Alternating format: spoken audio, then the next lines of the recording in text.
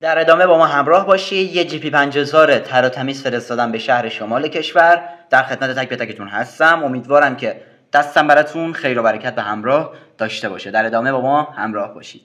عرض ادب و احترام، حمید نامدار هستم، ارسالی دوست عزیزمون به شهر گلستان. امیدوارم که براتون خیر و برکت به همراه داشته باشه. دوستان عزیز، سیستم ها به طور 24 ساعته براتون ارسال میشه، صحیح و سالم، همراه با 18 ماه ضمانت و پشتیبانی توسط شخص بنده. جی پی ایکس 5000 ارسالی برای دوست عزیزمون شهر گلستان شمال کشور با متعلقات کامل و سی دی آموزشی براشون ارسال شد. 24 ساعته به دستشون رسید، صحیح و سالم. فیلم ارسالیش هم همونطور که دارید مشاهده میکنید برامون ارسال کرده.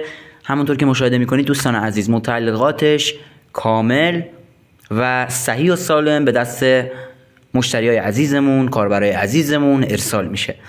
جهت ثبت سفارش فقط و فقط به واتساپ مراجعه فرمایید. شماره واتساپ همون گذاشتم براتون، توی واتساپ پیام بدید، در خدمت تک به تکتون هستیم. جهت ثبت سفارش 24 ساعت سیستم رو تحویل میگیرید صحیح و سالم.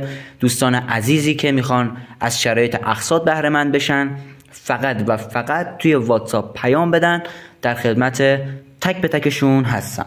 99% افرادی که دارن سیستم فلزیاب میفروشن ضمانت نمیکنن. دوستان عزیز، سیستم های بنده تا 18 ماه ضمانت و پشتیبانی میشه. هر اتفاقی برای سیستم تا 18 ماه بیفته یا قطعات تعویض میشه یا تعمیر. در خدمت تک به تکتون هستم.